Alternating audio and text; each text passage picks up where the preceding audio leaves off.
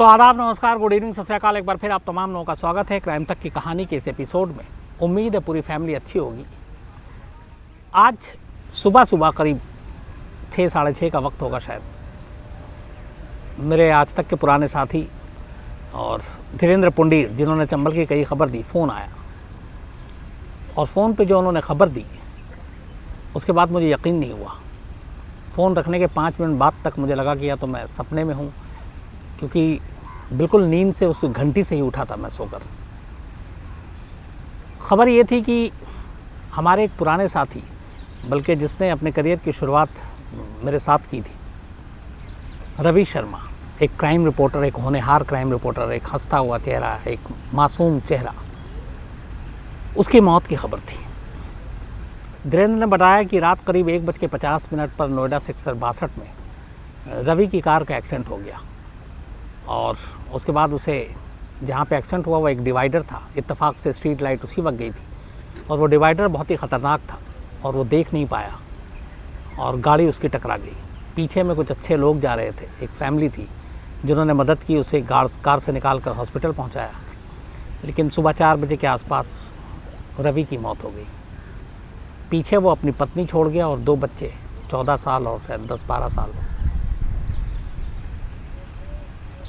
इसके बाद दोपहर को मैं फिर हिंडन शमशान गया अंतिम संस्कार में। वहाँ दोनों बेटों से मिला,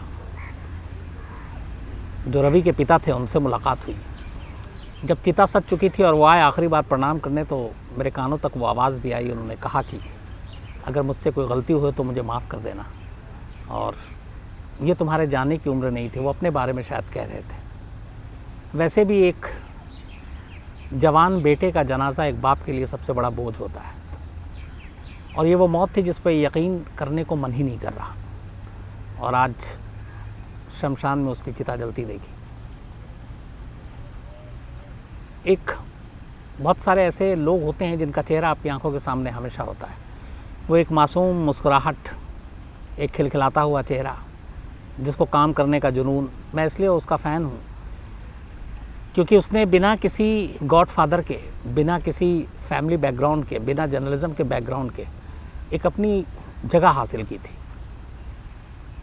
2002 या 3 की बात है। मैं वीडियोकॉन टावर में, आज तक में मुझे भी आए हुए शायद 2 ही साल हुए थे। तो जब मैं अपनी सीट पे जाता था तो एक लड़का बड़ा मासूम सा मेरी सीट से 2-3 सीट दूर बैठा होता और एडिट मशीन पर, जिस पे हम सब वीडियो एडिट करते हैं, स्टोरीज़, वो बैठा होता था। पहले दिन आया तो उसने देखा और नमस्ते किया मुस्कुराकर। मैंने भी जवाब दिया, हाय हेलो हुआ।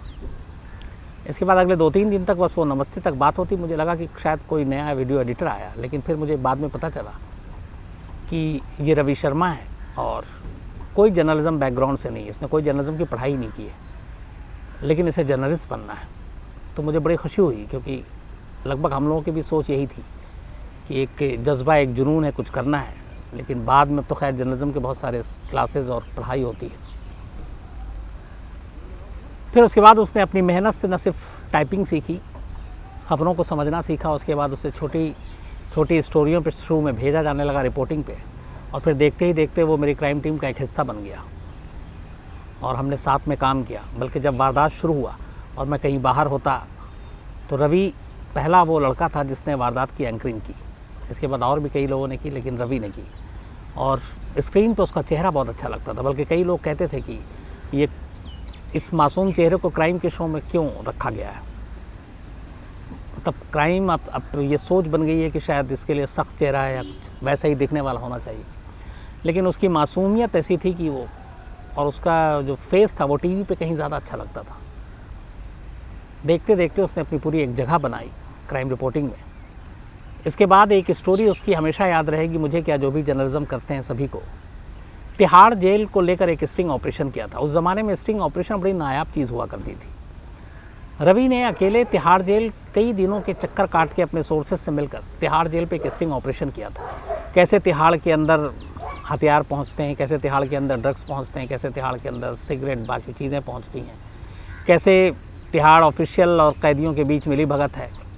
और उसने अपने आप को एक तरह से जोखिम में डालकर ये पूरा स्टिंग किया। लंबे काफ़ी टाइम लगा, और जब ये ऑन एयर हुआ, ये टेलीकास्ट हुई, ये पूरी स्टिंग ऑपरेशन की कहानी, तो इसमें बहुत सारे लोग सस्पेंड भी हुए और रवि शर्मा को तिहाड़ केसी स्टिंग ऑपरेशन के लिए उस वक्त के CNN के बेस्ट यंग जर्नलिस्ट का अवार्ड मिला था।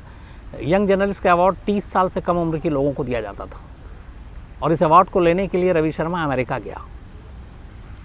इसकी पार्टी भी हुई थी और इत्तेफाक से देखिए काम करने का इतना ज़रूरी था कि जब वो अमेरिका गया अवार्ड लेने तो उस वक्त एक बहुत सारे चैनल पे हॉरर शो भी चलते थे, रहस्यमयी हवेली और ये तो हमारे यहाँ भी चलता था। तो बाकायदा वहाँ जाकर उसने जो मौका मिला उसे अमेरिका घूमने की बजाय उसने 4-5 ऐसी स्टोरीज़ कर डाली हाफ एन आवर के शो। तो ये एक लगन था कि एक रिपोर्टर कहीं जाता है तो भी कैसे वो ख़बरों के बारे में ही सोचता रहता है। तो उसकी इसी लगन और वो देख के हमेशा लगा था कि एक जुनूनी है। और सबसे बड़ी बात ये थी जो रिस्पेक्ट बढ़ाती है कि उसे कोई उसका फैमिली बैकग्राउंड जैसे मैंने कहा जर्नलिज़म का नहीं, उसने पढ़ाई नहीं की जर्नलिज़म की, सिर्फ अपनी मेहनत और लगन और सीख की वजह से उसने एक मकाम बनाया। बाद में खैर उसने आज तक छोड़ा, फिर वो वॉइस ऑफ इंडिया गया, वहाँ से इंडिया न्यूज़ और इस वक्त न्यूज़ नेशन में वो एडिटर क्राइम था और एक अच्छा खासा सुनहरा गोल्डन उसका करियर आ गया। जिस रफ्तार से वो चल रहा था मुझे लगता है किसी भी न्यूज़ चैनल का वो आगे चलकर हेड भी बनता, लेकिन ये सफ़र यहीं थम गई। एक रोड एक्सीडेंट में रवि शर्मा की मौत हो गई। दुआ यही है कि ऊपर वाला उसकी आत्मा को शांति दे और परिवार को शक्ति दे इस गम को सहने की। कुल मिलाकर ये 2021 न मालूम और कितने सदमे देगा। अब तक कितने अपनों लोगों को हम लोग खो चुके हैं और आज उसमें एक और सदमा जुड़ गया। तो आज मन काफ़ी, ख़ासतौर पर हम जितने क्राइम रिपोर्टर हैं सभी फिर सारी पुरानी बातें ही याद कर रहे थे। मुझे लगा आप लोगों से भी शेयर करना चाहिए क्योंकि ये मामला क्राइम रिपोर्टर की एक ज़िंदगी का था जिसके साथ कम से कम हम लोगों ने 7-8 साल बिताए। आखिरी मुलाकात मेरी उसकी 2020 में हुई थी एक शूट पे ही और तब भी वो उसी मुस्कुराते हुए चेहरे के साथ मिला था। बल्कि तब उसने कहा था कि सर एक बार और आपके साथ काम करना है, और ये लाइन मुझे याद है, मैंने कंधे पे उसके हाथ मारते हुए कहा था कि बिल्कुल इसमें कौन सी बात है। लेकिन शायद उसकी और मेरी दोनों की ये ख्वाहिश अधूरी रह गई। बस दुआ यही है कि ऊपर वाला उसकी आत्मा को शांति दे। वो चेहरा असल में नज़रों के सामने से जा ही नहीं रहा है। खैर, अब आज की कहानी पर आते हैं। आज की कहानी दिल्ली की ही है। बात 30 जून की है। 30 जून को दिल्ली के मोहन नगर इलाके में एक 75 साल की महिला रहती थी, कविता। उनके बेटा और बहू किसी की डेथ हो गई थी फैमिली में, तो वो दोनों चले गए थे दिल्ली से बाहर हरियाणा। घर में अपनी बुज़ुर्ग माँ को छोड़ गए थे। 75 साल की, नाम कविता था। इसके बाद बेटा और बहू 3 तारीख को घर लौटते हैं दिल्ली। जब वो घर लौटते हैं तो बड़े हैरान होते हैं, देखते हैं कि घर के बाहर ताला लगा हुआ है, लेकिन वो ताला उनका नहीं था क्योंकि बेटा और बहू वही रहते थे। जब भी ये लोग तीनों बाहर जाते तो वो अपना ताला लगा कर जाते थे। वो ताला नया था। अब उन्हें बड़ी हैरानी होती है। इसके बाद किसी तरह वो ताले को तोड़ते हैं, घर के अंदर दाखिल होते हैं, देखते हैं माँ है नहीं। पड़ोसियों से पूछते हैं, इधर उधर पूछते हैं, कहीं माँ का सुराग नहीं मिलता। परेशान होकर बेटा जाकर पुलिस स्टेशन में रिपोर्ट लिखा देता है गुमशुदगी की। पुलिस आती है, पड़ोसियों से, तमाम लोगों से बात करती है, ये भी पता करती है कि उनकी तबीयत कैसी थी, बाकी चीज़ें सब कुछ ठीक। घर में कोई लूटपाट हुई तो बेटे ने सारी, बहू ने तलाशी ली, घर में कोई ऐसी चीज़ गायब नहीं, सब जगह अपनी, सभी चीज़ें अपनी जगह थी। तो अब सवाल ये था कि वो बुज़ुर्ग महिला गायब कहाँ हो गई। पुलिस ये सारी चीज़ें तफ्तीश कर रही थी और कुछ ऐसा सुराग मिला नहीं। तभी अचानक उस घर में मौजूद एक सिपाही की नज़र उसी घर में रखे एक फ्रिज पर पड़ती है। वाइट कलर का ये फ्रिज, सफ़ेद रंग का, उसमें ऐसी कोई चीज़ नहीं थी जो किसी को चौंकाए। लेकिन वो करीब से जाकर देखता है तो उस फ्रिज के ऊपर खून की बूंदें, तब बूंद भी पूरा नहीं कहेंगे, बहुत मामूली सी एक तरह से छींटे जो थे, 2-3 स्पॉट थे। उसने बहुत करीब से देखा, अपने सीनियर अफसरों को बोला कि मेरी नज़र और तजुर्बा ये कहता है कि ये ब्लड है। और वो सूख चुका था और चिपक चुका था। सीनियर पुलिस वाले आते हैं, वो देखते हैं और वो भी पहचान जाते हैं पहली नज़र में कि ये खून के ही छींटे हैं। अब पुलिस और वहाँ पे मौजूद लोगों को एक अनजाना सा खौफ आता है कि मामला कुछ गड़बड़ है। बेटे और बहू भी घबरा जाते हैं जब पुलिस वाले बताते हैं कि ये फ्रिज पे खून का निशान है। क्या पहले से था? वो बताते हैं पहले बिल्कुल नहीं था। और बाकी पूरा घर नीट एंड क्लीन, बिल्कुल साफ़ सुथरा। अब पुलिस को लगता है कि कुछ ना कुछ गड़बड़ है। इसके बाद पुलिस अब आसपास के सीसीटीवी फुटेज को खंगालना शुरू करती है। कोई कामयाबी नहीं मिलती। लेकिन फिर अचानक एक घर के सामने से मिला हुआ सीसीटीवी फुटेज पुलिस को चौंका देता है। उस सीसीटीवी फुटेज में पुलिस देखती है कि सुबह 6:45 पर 1 जुलाई, 1 जुलाई की सुबह 6:45 पर इन्हीं बुजुर्ग महिला के घर से 3 लोग निकल रहे हैं, बल्कि 2 लोग निकल रहे हैं और एक बाहर खड़ा हुआ है। एक मेल है और एक फीमेल, और उनके हाथ में 2 बड़े बड़े बैग हैं, और जो देखने में वजनी लग रहा है क्योंकि उस बैग को वो घसीट रहे हैं। घसीटने के बाद वो उसे रिक्शे पे रखते हैं और वहाँ से निकल जाते हैं। थोड़ी देर के बाद उनमें से मेल फिर वापस आता है, घर के अंदर जाता है और फिर एक बैग लेकर निकलता है और फिर उसे घसीटते हुए बाहर आता है, रिक्शे पे रखता है और निकल जाता है। अब ये भारी बैग 1 जुलाई की सुबह उसी घर से लेकर निकलते हुए सीसीटीवी कैमरे में कैद। पुलिस को मामला गड़बड़ नज़र आता है। अब इसके बाद पुलिस तफ्तीश शुरू करती है। पहले तो वो मेल और फीमेल कौन, अब पुलिस पड़ोसियों से पूछताछ करती है।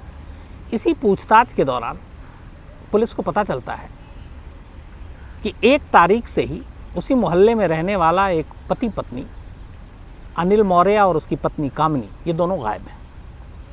अब पुलिस को लगता है कि ये कैसा इत्तेफाक है, 1 तारीख की सुबह ही ये सीसीटीवी फुटेज में बैग लेकर जाते हुए एक महिला और पुरुष हैं, और एक महिला और पुरुष उसी मोहल्ले में रहने वाले और दोनों गायब हैं। पुलिस को कुछ दाल में काला नज़र आता है। इस दौरान में पुलिस लगातार लोगों से पूछताछ कर रही थी, तभी एक ऑटो वाला मिलता है। वो ऑटो वाला बताता है कि 1 तारीख की सुबह 6:45 पर उसके पास फ़ोन आया था अनिल मौर्य नाम के एक शख्स का। वो पहले से जानता है क्योंकि पहले भी कई बार उनका काम कर चुका है, और उन्होंने कहा कि कुछ चिकन है, उसको लेकर जाना है, तो तुम ऑटो लेकर आ जाओ। अनिल मौर्य दरअसल में एक इवेंट मैनेजमेंट का काम करता था, शादियाँ, पार्टियाँ, तो ये खाने पीने की चीज़ें कई बार वो अपने घर पे मंगाता था और फिर ले जाता था, चाहे सब्जियाँ या चिकन। तो ऑटो वाले ने कहा ठीक है, और उस बैग में वो ऑटो वाले के अंदर वो ले जाकर रखता है वो बैग और बताता है कि इसमें चिकन है।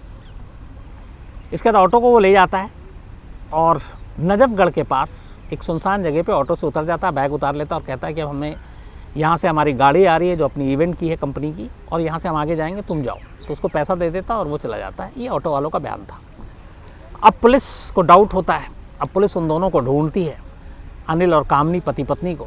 पता चलता है कि इनका लोकेशन उत्तराखंड में रानीखेत में है। दिल्ली पुलिस की एक टीम फ़ौरन रानीखेत रवाना हो जाती है, लेकिन जब वो पहुंचती है तब तक वो दोनों वहाँ से निकल चुके थे। इसके बाद फिर से उनके मोबाइल को सर्विलांस पे लगाया जाता है, इधर उधर तलाशी होती है। फिर पता चलता है दोनों बरेली में हैं। इसके बाद पुलिस की टीम यूपी बरेली पहुंचती है और इत्तेफाक से मुखबिर और मोबाइल सर्विलांस के ज़रिए दोनों पति पत्नी पुलिस के हाथ लग जाते हैं।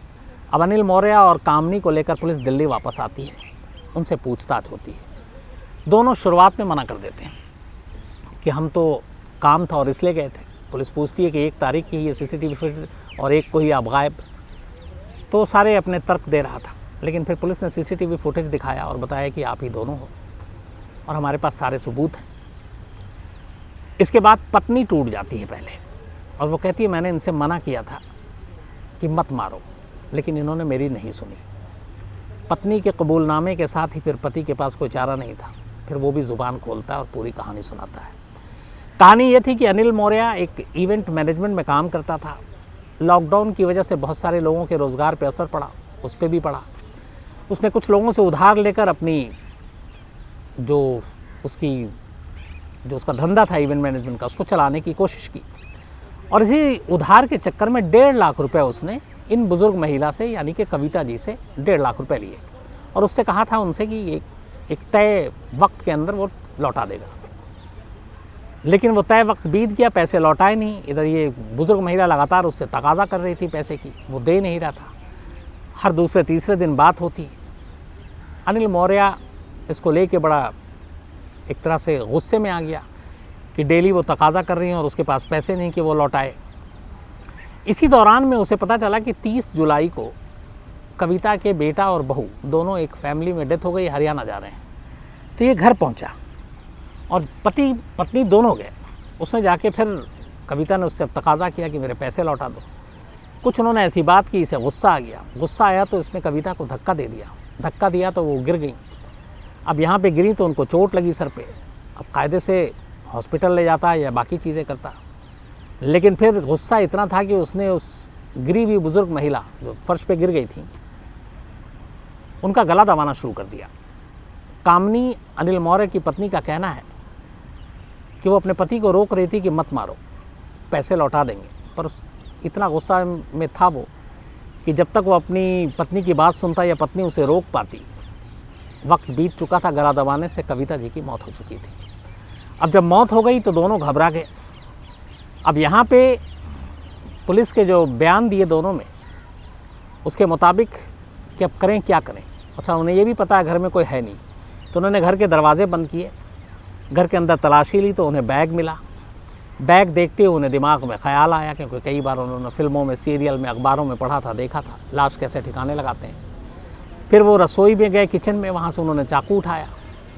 इसके बाद लाश के टुकड़े किए और टुकड़ों को 3 अलग अलग बैगों में डाला।